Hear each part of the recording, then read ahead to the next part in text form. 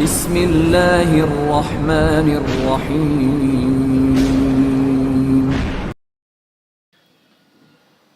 بھید، اسرار سے بھرا ایک حیرت انگیز ناول۔ کامران اور نعیم دونوں آنکھیں پھاڑ پھاڑ کر اس پراسرار سے ماحول کو دیکھ رہے تھے۔ نعیم نے اپنا ہاتھ آگے بڑھا کر کہا، کامران ذرا میرے بازو پر چٹکی تو بھرو۔ نہیں یار، ہوش میں ہیں، لیکن میں ایک بات محسوس کر رہا ہوں، کامران نے کہا۔ کیا؟ نعیم بولا۔ ابھی تھوڑی دیر کے بعد مکان کا مالک اندر آئے گا اور ہم سے پوچھے گا کہ ہم کون ہیں، اور اس کے بعد ہماری جو درگت بنے گی وہ دیکھنے کے قابل ہوگی، کامران بولا۔ لگتا نہیں ہے، نعیم نے کہا۔ کیوں؟ کامران نے کہا۔ تم نے دیکھا نہیں کہ جن لوگوں نے اس کا استقبال کیا ہے وہ کتنے مؤدب نظر آ رہے تھے؟ نعیم نے کہا۔ ہاں یہ تو ہے، کامران بولا۔ تو پھر؟ نعیم بولا۔ اس کا کیا مطلب ہے یہ تو میں خود بھی نہیں کہہ سکتا۔ ایک کام کرتے ہیں۔ کیا؟ اس وقت تک یہاں گزارتے ہیں جب تک کوئی مصیبت سر پر آن نہ پڑے۔ ٹھیک کہتے ہو۔ اس کے بعد انہوں نے جوتے وغیرہ اتارے۔ پھر نعیم نے کہا، حلیہ اتنا خراب ہو رہا ہے کہ نہانے کو جی چاہتا ہے۔ جاؤ پھر نہا لو، کامران نے کہا۔ تم نہیں نہاؤ گے؟ نعیم نے پوچھا۔ ابے کیا ایک ساتھ غسل خانے میں گھسے گا؟ کامران نے نعیم سے کہا۔ حرج تو کوئی نہیں ہے، تم شرماتے ہو تو ٹھیک ہے، میں چلا جاتا ہوں، وہ بولا۔ پھر دروازہ کھول کر اندر گھسا اور دوسرے ہی لمحے باہر نکل آیا۔ کامران ذرا ادھر آؤ۔ کیوں؟ خیریت؟ کیا ہوا؟ کامران نے کہا۔ آؤ تو صحیح یار، نعیم نے کہا، اور کامران جو ذہنی طور پر خود بھی منتشر ہو چکا تھا دروازے پر پہنچ گیا۔ اسے اندر کا ماحول دکھاتے ہوئے کہا، دیکھو ذرا دیکھو، یہ غسل خانہ ہے؟ واقعی دیکھنے کی جگہ تھی۔ سنگ مرمر کی دیواریں، فرش اور جدید ترین نہانے کے آلات جنہیں انہوں نے کبھی تصویروں میں بھی نہیں دیکھا تھا۔ نعیم نے کہا، بڑے میاں پھانسی پر چڑھائے بغیر نہیں رہیں گے، پتہ نہیں کس کے گھر میں گھسائے ہیں۔ اب تم بتاؤ یار، سوچ لیا ہے، جو ہوگا دیکھیں گے، خود سے نپٹیں گے۔ اور پھر نعیم نے دروازہ اندر سے بند کر لیا۔ کامران واپس آ کر صوفے پر بیٹھ گیا۔ ابھی بیٹھا ہی تھا کہ دروازہ کھلا اور ایک ملازم دو جوڑے لیے ہوئے اندر داخل ہوا، ساتھ میں چپلیں وغیرہ بھی تھیں۔ اس نے کہا، پروفیسر صاحب نے یہ لباس آپ دونوں کے لیے بھیجے ہیں، یہ آپ کے ساتھی کا ہے اور یہ آپ کا، یہ لباس پہن لو، غسل کر لو پہلے، شاید تمہارا ساتھی باتھ روم میں ہے۔ ہاں مگر بھائی میری بات سنو، اس شخص نے دونوں ہاتھ جوڑے ہوئے کہا۔ بس جناب، ضرورت کی باتیں مجھ سے کیجیے، آپ یقینی طور پر یہاں اجنبی ہیں، کچھ سوالات کرنا چاہتے ہوں گے، افسوس آپ کو ان کا جواب نہیں دے سکتا۔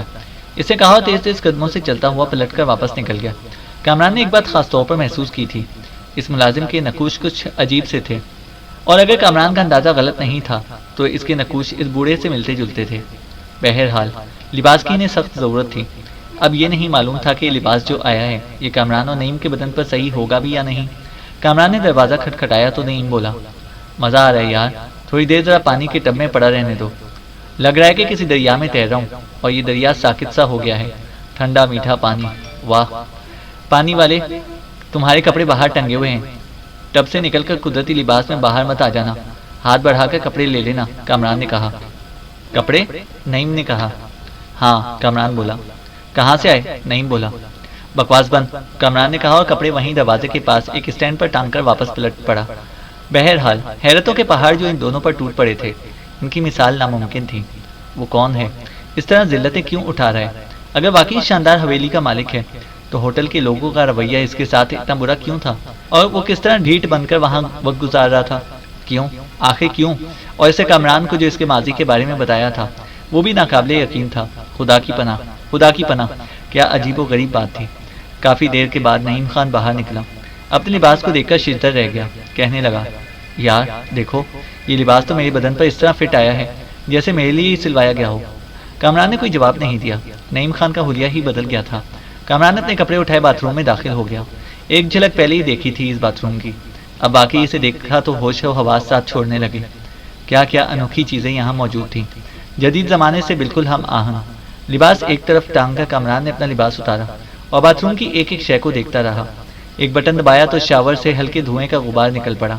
ایک لمحے کے لیے تو کامران گھبرا کر پیچھے ہٹا، لیکن پھر اسے احساس ہوا کہ یہ دھواں تو بہت لطیف اور اپنے اندر پانی کی نمی لیے ہوئے ہے۔ اس کی لطافتیں اس کے بدن کے روئے روئے سے تھکن نچوڑنے لگیں، اور اسے یوں محسوس ہوا جیسے اس کے تمام مسامات کھلنے لگے ہوں۔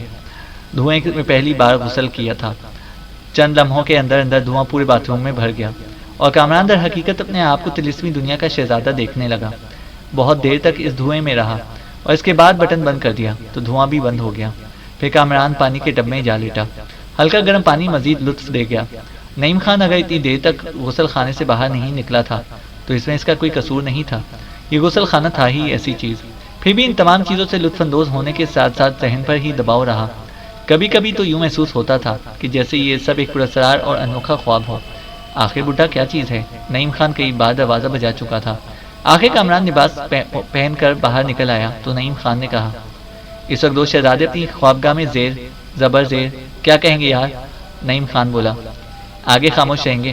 کامران نے کہا، بالکل نہیں رہیں گے۔ اب تو مجھے یہ بتاؤ کہ کیا میں پاگل ہو جاؤں؟ نعیم بولا، تمہاری مرضی، میں تو ہو چکا ہوں۔ تم نے وہ دھوئیں والا بٹن دبایا تھا؟ کامران نے کہا، دبایا تھا مگر ڈر گیا تھا۔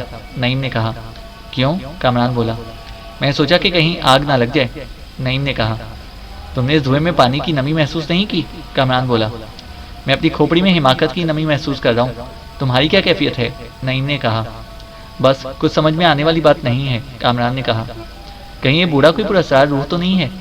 نعیم بولا، روحیں 8 روٹیاں نہیں کھاتی اور ہر وقت پیٹ پر ہاتھ پھیر پھیر کر بھوک بھوک نہیں چیختی رہتی، کیونکہ زندگی سے ان کا تعلق ختم ہو چکا ہوتا ہے اور انہیں بھوک نہیں لگتی۔ کامران نے کہا، یہ بھی ٹھیک کہتے ہو، میں نے بھی یہی سنا ہے، مگر نعیم بولا، میرا خیال ہے کہ اب چھوڑو، کچھ وقت کے لیے ذہن کو سکون دو۔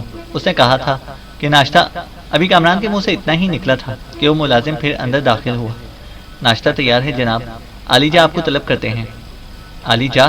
ان دونوں نے بیک وقت منہ پھاڑ کر کہا، آئیے۔ اور پھر انہوں نے ایک بڑی سی ناشتے کی میز پر علی جا کو دیکھا۔ اس وقت علی جا واقعی علی جا نظر آ رہے تھے۔ پروفیسر اسپارکن ہی تھا جو کرسی پر بیٹھا ہوا تھا، اور بہت شاندار چیزیں۔ نعیم خان ضرورت سے زیادہ بولنے کا عادی تھا، کہنے لگا، اب یہ بتاؤ چچا اسپارکن، کیا ان کعبوں سے سانپ اور بچھو برآمد ہوں گے؟ تم جو کہنا چاہو گے بس ان کا تصور ذہن میں رکھنا۔ کعبوں کا ڈھکن اٹھاؤ گے تو وہی تمہیں ملے گا، چچا اسپارکن نے کہا۔ کیا تم سامری کے پوتے ہو؟ نعیم خان بولا۔ سامری؟ یہ کیا چیز ہوتی ہے؟ اسپارکن بولا۔ ہوتی نہیں، ہوتا تھا، نعیم بولا۔ کون تھا؟ اسپارکن نے کہا۔ جادوگر، نعیم بولا۔ نہیں، میں جادوگر نہیں ہوں، اسپارکن بولا۔ تو پھر یہ کیا چکر چلایا ہوا ہے تم نے؟ نعیم نے کہا۔ بس یوں سمجھو کہ دنیا کی بے ثباتی کا تجزیہ کر رہا ہوں، کس قدر ناپائیدار ہے یہ دنیا۔ بے مقصد خواہ مخواہ زندگی کا کوئی مقصد بنایا جاتا ہے، اور اس کے بعد انسان اس مقصد کی تلاش میں سرگرداں رہتا ہے۔ کبھی اس مقصد کو پا لیتا ہے، کبھی نہیں پاتا تو دل میں دکھوں کے انبار لگا لیتا ہے۔ چلو ناشتہ شروع کرو، ٹھنڈا ہو جائے گا۔ بہترین ناشتہ کر کے وہ شکم سیر ہو گئے۔ کامران نے کہا، پروفیسر اب تو آپ اپنے بارے میں بتا دیجئے۔ کیا بتا دوں؟ نام بتا دیا میں نے تمہیں کہ پروفیسر اسپارکن ہے، یہ سب میری اپنی ملکیت ہے۔ تو پھر دربدر کیوں مارے مارے پھر رہے تھے؟ کامران نے پوچھا۔ یہ بھی بتا چکا ہوں۔ تم اتنے ہی امیر آدمی ہو؟ کامران نے پوچھا۔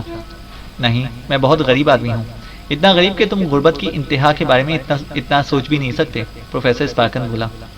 خدا تم جیسا غریب ہر ایک کو بنائے، نعیم خان نے کہا، اور دونوں ہاتھ منہ پر پھیر لیے۔ کامران کو ہنسی آ گئی تھی، لیکن بوڑھا سنجیدہ ہو رہا تھا۔ اس نے کہا، تمہاری عمریں بھی اتنی ہیں کہ تم میرے الفاظ پر ہنسو گے۔ حقیقت کی گہرائیوں تک پہنچنے والی آنکھ عمر کے تجربے کے ساتھ ہوتی ہے۔ خیر، آرام کرو۔ وہ اپنے کمرے میں آرام کرنے کے لیے واپس آ گئے، لیکن ان کی حیرتیں عروج پر تھیں۔ بوڑھے کو جس عالم میں دیکھا تھا، اس کے بعد تو مذاق میں بھی نہیں سوچا جا سکتا تھا کہ وہ اتنا دولت مند انسان ہوتا۔ اس حویلی کے اخراجات بھی اتنے ہوں گے کہ ایک دن کا خرچ ایک شخص کی تنخواہ سے بھی زیادہ ہوگا۔ ملازمین، کھانا پینے کے انبار، اور پھر وہ حیرت ناک تصور جس میں اس ہوٹل والے بیروں کے الفاظ شامل تھے جسے وہ بوڑھے کی ذلت کرتے تھے۔ بہرحال وہ دونوں شدید حیرت میں گم تھے۔ رات گزرنے کے بعد صبح ہوئی، اور صبح کا ناشتہ بھی اتنا ہی شاندار تھا۔ پروفیسر اسپارکن ناشتے کے بعد ان کے ساتھ موجود تھا اور خاموشی سے ناشتہ کر رہا تھا۔ دلچسپ بات یہ تھی کہ اس نے اس وقت اپنے آپ کو سنوار لیا تھا، لباس بھی بہت عمدہ پہنے ہوئے تھا، بال وغیرہ بھی ترتیب سے درست کر لیے تھے۔ ناشتہ اس نے انتہائی خاموشی سے کیا، پھر ان کی طرف دیکھ کر مسکرانے لگا تو کامران نے کہا، ایک بات بتائیے پروفیسر۔ ہاں پوچھو، پروفیسر بولا۔ آپ ہمیں یہاں لے آئے ہیں اور بقول آپ کی یہ عمارت آپ کی اپنی ملکیت ہے، یہ بتائیے کہ ہم کتنے دن کے مہمان ہیں؟ یہاں عموماً یہ کہا جاتا ہے کہ مہمان 1 دن، 2 دن یا 3 دن کے ہوتے ہیں، کیا تیسرے دن ہمیں یہاں سے نکل جانا پڑے گا؟ یہ تم پر منحصر ہے، بوڑھے نے جواب دیا۔ وہ کیسے؟ کامران نے پوچھا۔ جلد بازی نہ کرو، کہا جاتا ہے کہ ٹھنڈا کر کے کھانا زیادہ مناسب ہوتا ہے، پروفیسر اسپارکن نے کہا۔ وہ تو ٹھیک ہے، لیکن جب بات اس قدر حیرت ناک ہو تو ٹھنڈا ہونے کا انتظار بڑا مشکل ہوتا ہے، کامران نے کہا۔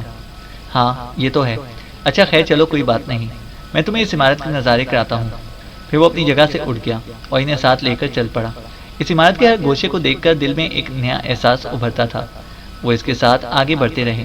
اس حویلی نما عمارت کی وسعتیں بے پناہ تھیں۔ وہ ایک جگہ پہنچ کر گہرائیوں میں اترنے لگا۔ وہاں سیڑھیاں تھیں اور ایک سیدھا سادہ راستہ تھا۔ پھر وہ تہخانے میں پہنچ گئے۔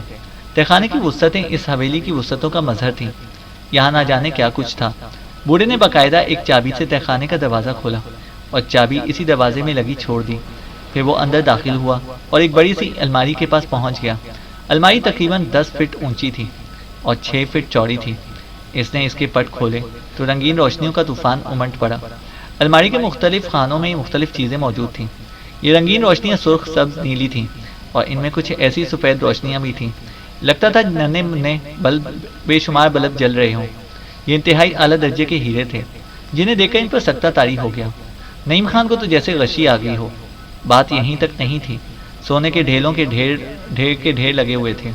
یہ خالص سونا تھا جسے پگھلا کر کوئی باقاعدہ شکل نہیں دی گئی تھی، بلکہ بس ہموار اور ناہموار ٹکڑوں کی شکل میں۔ یہ الماری کے پورے خانے میں بھرا ہوا تھا۔ اس کے بعد سونے کے سکے، پھر نوٹوں کے انبار۔ وہ اس عظیم الشان خزانے کی مالیت کا صحیح اندازہ تک نہیں لگا سکتے تھے، کیونکہ ان کے تصورات بھی کبھی اتنی دولت تک نہیں پہنچے تھے۔ وہ یہ سب کچھ دیکھتے رہے۔ بوڑھا پروفیسر اسپارکن خاموش تھا۔ اس کے بعد اس نے یہ الماری بند کر دی اور بولا، آؤ۔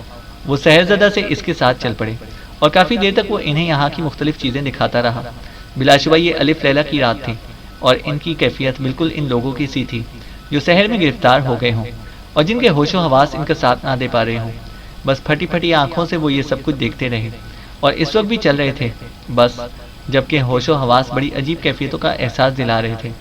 وہ باہر آ گئے اور بوڑھا اس بار انہیں اپنی خوابگاہ میں لے کر گیا۔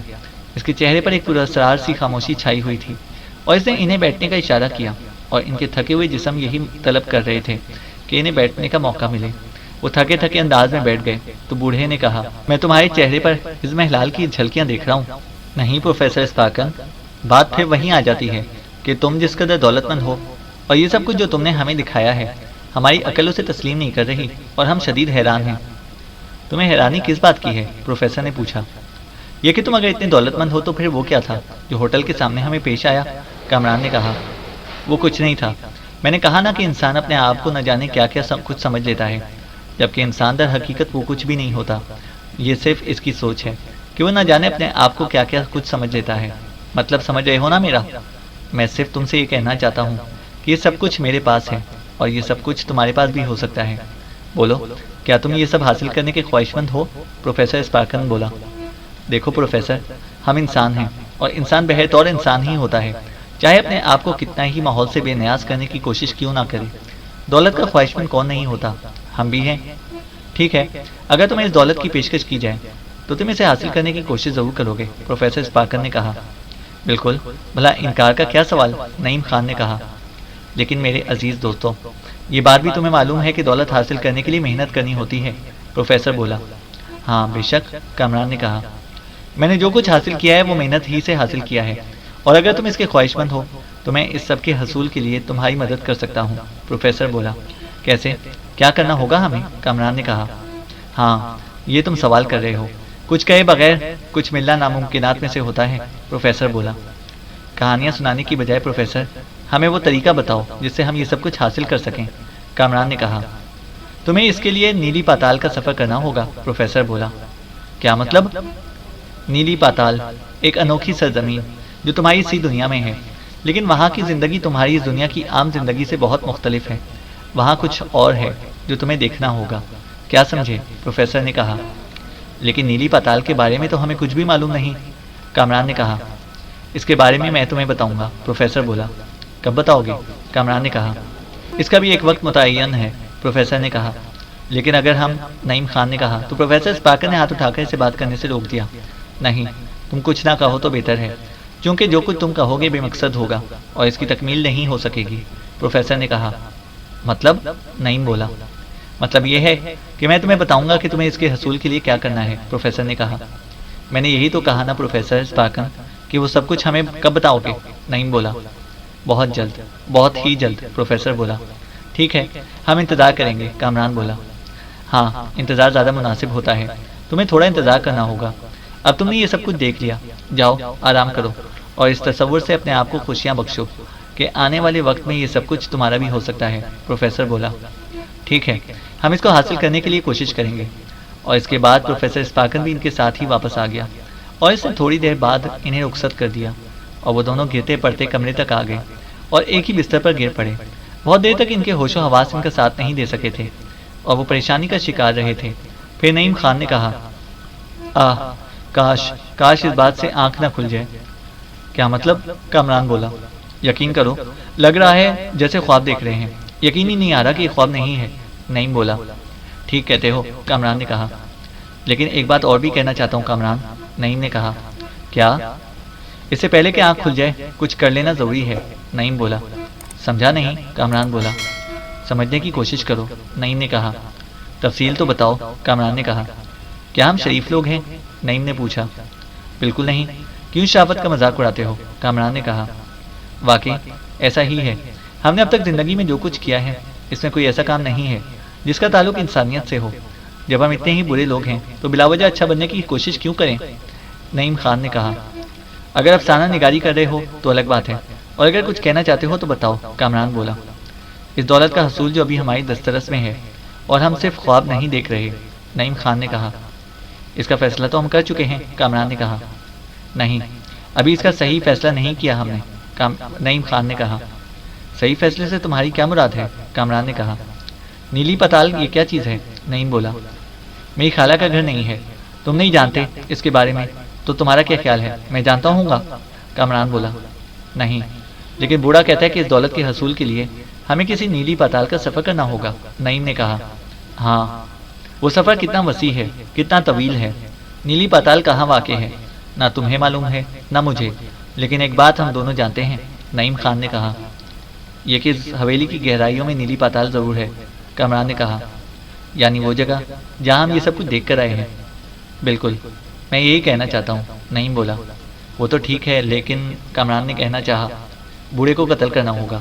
نعیم نے اتنی سنجیدگی سے کہا کہ کامران پھٹی پھٹی آنکھوں سے اسے دیکھنے لگا۔ نعیم خان کی آنکھوں میں درندگی ابھر آئی تھی۔ اس نے کہا، اور یہ قتل تم کرو گے؟ میں؟ کامران بولا۔ ہاں، میں ہی کیوں؟ کامران نے کہا۔ اس لیے کہ تم یقین کرو، میں نے ڈاکے ڈالے ہیں، میرا مطلب ہے بعض اوقات دن کی روشنی میں بھی بچوں کو یرغمال بنا کر دولت حاصل کی ہے، لیکن قتل آج تک نہیں کیا، نعیم خان نے کہا۔ اس بوڑھے کو تم قتل کرو گے، اسے قتل کرنے کے بعد ہم یہ دولت حاصل کر لیں گے۔ کیا یہ آسان ہوگا؟ کامران بولا۔ دنیا کا کوئی کام آسان نہیں ہوتا، لیکن ایک چیز جو نگاہ کے سامنے ہے اسے چھوڑ کر بوڑھے کی وجہ سے نیلی پتال کا رخ کرنا ہمارے لیے ایک صحیح عمل نہیں ہوگا، نعیم نے کہا۔ وہ تو ٹھیک کہتے ہو یار، لیکن کامران نے کہنا چاہا، یار یا تو تم نے مجھے اب تک کی کہانیاں غلط سنائی ہیں یا پھر تم بزدل ہوتے جا رہے ہو، نعیم خان بولا۔ نہ میں نے کہانیاں غلط سنائی ہیں، نہ میں بزدل ہو رہا ہوں، لیکن ایک بات میں تم سے کہوں، پروفیسر اسپارکن کو قتل کر کے مجھے دلی رنج ہوگا، کامران نے کہا۔ ہم دونوں 24 گھنٹے تک مسلسل روتے رہیں گے، میرا وعدہ ہے، میری ہچکیاں اور آنسو کسی طرح بند نہیں ہوں گے، لیکن اس کے بعد ہم جو زندگی گزاریں گے وہ ہمارے تصور سے بھی باہر ہوگی۔ نعیم خان ہمیشہ کا مسخرہ تھا اور ایسی باتیں کرتا تھا کہ سنسنی خیز ماحول کے باوجود کامران کو ہنسی آ جاتی تھی۔ کامران نے کہا، غور کر لو نعیم خان، غور جتنا کیا جاتا ہے نا اتنا ہی انسان بھٹک جاتا ہے، کوئی غور کرنے کی ضرورت نہیں ہے، ہم فیصلہ کریں گے، صرف فیصلہ، نعیم خان بولا۔ تمہارا مطلب ہے کہ بوڑھے کا قتل؟ کامران نے کہا۔ بے حد ضروری، نعیم بولا۔ کب؟ کامران نے پوچھا۔ اب سے کچھ دیر کے بعد، اس وقت جب ہم یہ محسوس کریں گے کہ وہ سو چکا ہے، نعیم خان نے کہا۔ اور اس کے بعد؟ کامران بولا۔ اس کے بعد اس کی لاش کو ٹھکانے لگا دیں گے، پھر ایک ایک کر کے ان ملازموں کا خاتمہ بھی کر دیں گے جو یہاں موجود ہیں۔ یہاں باہر کے لوگ کم سے کم ہی آتے ہوں گے، اور بظاہر یہ اندازہ ہوتا ہے کہ بوڑھا بھی باہر کے لوگوں سے بہت زیادہ قربت نہیں رکھتا۔ ایسے عالم میں ہم اسے بآسانی قتل کرنے کے بعد چھپا سکتے ہیں، اور پھر ملازموں کو قتل کر کے کچھ عرصہ اس عمارت میں گزاریں گے، اور اس کے بعد یہ سارا مال باہر کی دنیا میں منتقل کریں گے، نعیم خان کہتا چلا گیا۔ بہت دیر تک وہ منصوبہ بندی کرتے رہے، اور اس کے بعد کامران نے کہا، ایک بار پھر سوچ لو نعیم خان۔ دیکھو کامران، تمام مفکر یہی کہتے چلے آئے ہیں کہ سوچنے میں وقت ضائع کرنے کی بجائے عمل کرنا زیادہ مناسب ہوتا ہے۔ تو یہ تمہارا آخری فیصلہ ہے کہ پروفیسر اسپارکن کو قتل کر دیا جائے؟ کامران نے کہا۔ 100%، اس کے علاوہ اور کوئی ترکیب ہی نہیں۔ تم خود سوچو کیا چیز ہے، ہمیں وہاں تک جانے کے لیے کتنی مشکلات کا سامنا کرنا پڑے گا۔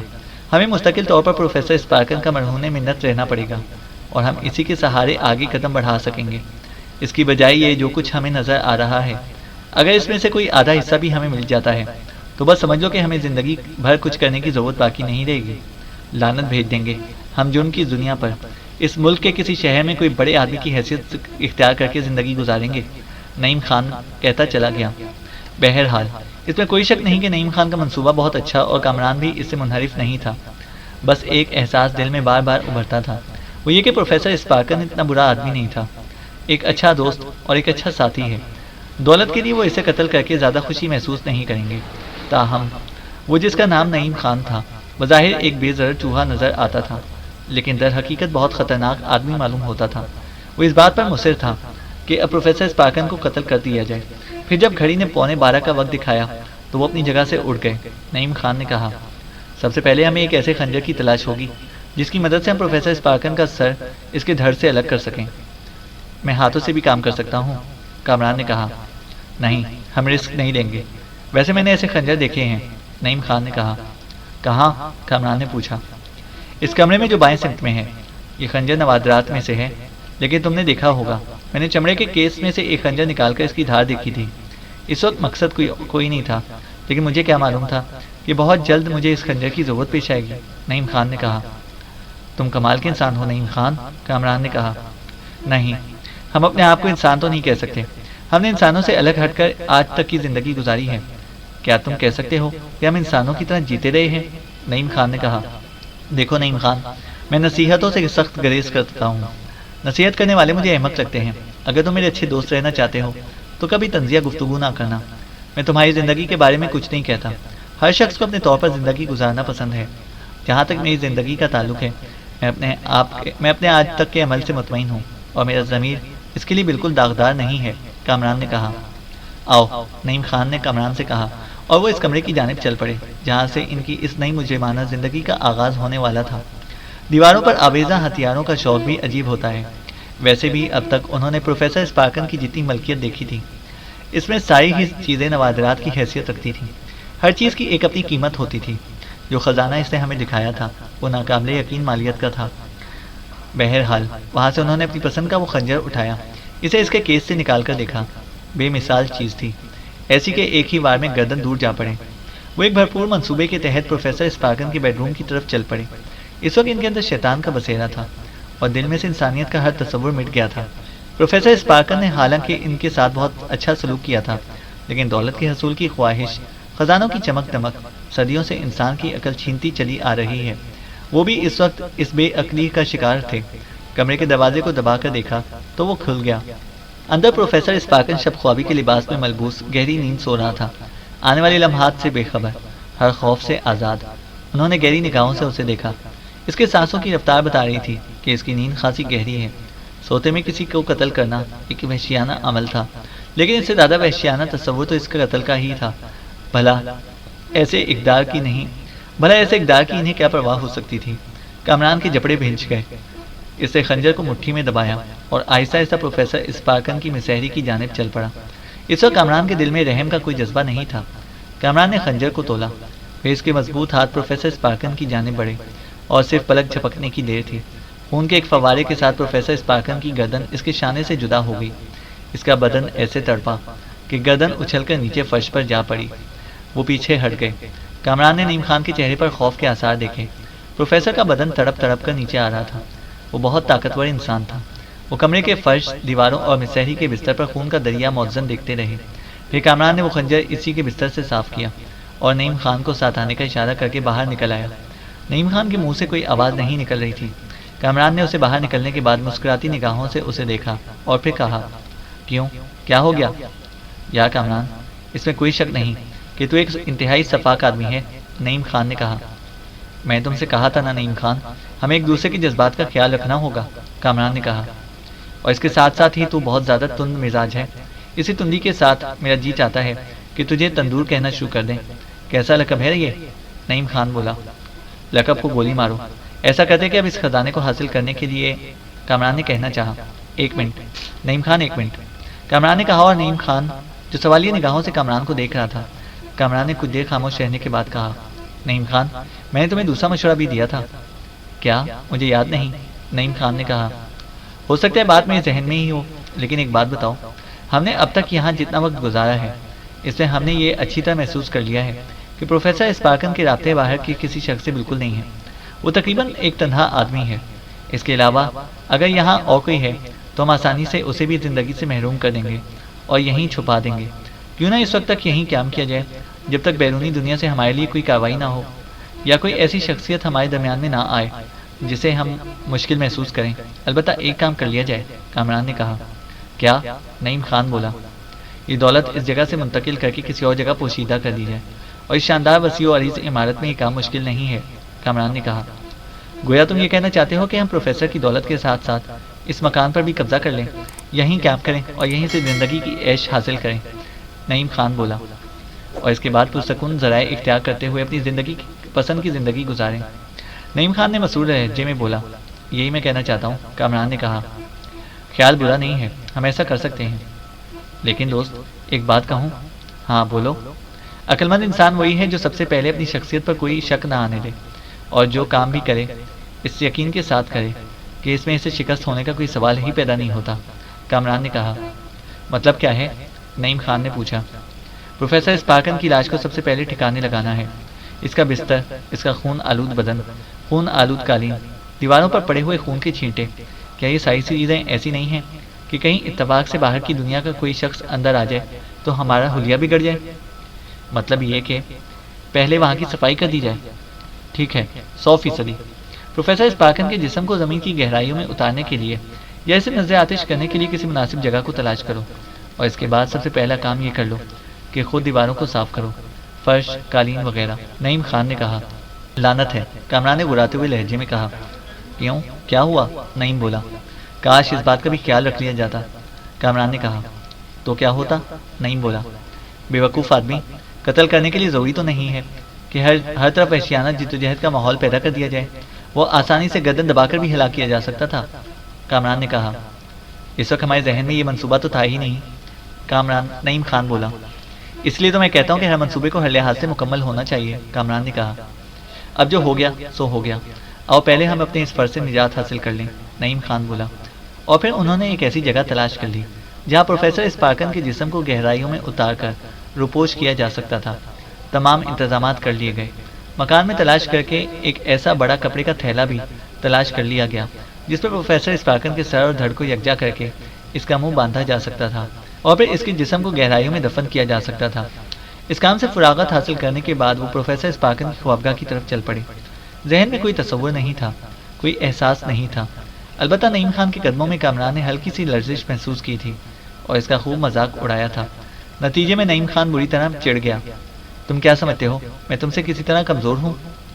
نہیں، تم مجھ سے ہر طرح طاقتور ہے، بزدل چوہے۔ چل آجا، فضول باتوں سے گریز کر۔ ایک بات ذہن میں رکھنا، تیری حیثیت ایک مزدور سے زیادہ نہیں ہے۔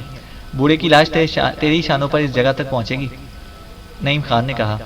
ارے واہ، تم نے اس کے وزن کا صحیح اندازہ نہیں لگایا کیا میں تنہائی سے اٹھا سکوں گا؟ جو کچھ بھی ہو، تیرا بھی کوئی مصرف ہونا چاہیے، ورنہ کیا یہ بہتر نہیں ہوگا کہ خنجر کے ایک ہی وار سے تیری بھی گردن تن سے جدا کر دوں، کامران نے کہا۔ یہ اتنا آسان نہیں ہوگا دوست، چل آگے بڑھ، کامران نے نعیم خان کو دھکا دیتے ہوئے کہا، اور نعیم جھلائے ہوئے انداز میں آگے بڑھتا چلا گیا۔ کامران سے کئی قدم آگے بڑھنے کے بعد اس نے دروازہ کھولا اور اندر داخل ہو گیا۔ کامران اس کے پیچھے پیچھے آ رہا تھا، لیکن پھر اندر سے نعیم کی ایسی دہشتناک چیخ ابھری کہ کامران کے کان جھنجھنا اٹھے۔ ایک لمحہ انتظار کرنے کے بعد کامران نے 2 لمبی لمبی چھلانگیں لگائیں۔ کامران کی سمجھ میں نہیں آیا تھا کہ نعیم خان کیوں چیخا ہے، کیا صرف خون کی وجہ سے یا کچھ اور ہوا ہے اس کے ساتھ؟ چنانچہ دوسرے لمحے کامران بھی اندر داخل ہو گیا، اور پھر بلا شبہ کامران کی آنکھیں بھی ایک دم پتھرا سی گئیں۔ سامنے والے صوفے پر پروفیسر اسپارکن بیٹھا ہوا تھا، اس کی گردن اس کے شانوں پر جڑی ہوئی تھی۔ ہاں، خون کی وہ لکیر جو گردن کٹنے سے بن سکتی تھی بنی ہوئی تھی، اور اس پر خون کا رنگ چڑھا ہوا تھا، جمے ہوئے خون کی ایک لکیر سی بن گئی تھی۔ یہ بھی سوچا جا سکتا تھا کہ نعیم خان یا کسی اور نے پروفیسر اسپارکن کو صوفے پر بٹھا کر اس کی گردن اس کے شانوں پر رکھ دی ہو، لیکن اس کی متحرک آنکھیں، جھپکتی ہوئی پلکیں اور چہرے پر ایک عجیب سا انداز در حقیقت کامران کی بھی جان کھینچے جا رہی تھی۔ نعیم خان پر تو لرزہ طاری ہو رہا تھا۔ چینل کو سبسکرائب کریں اور بیل آئکن کو پریس کریں تاکہ ہماری ہر اپڈیٹ آپ کو بر وقت مل سکے۔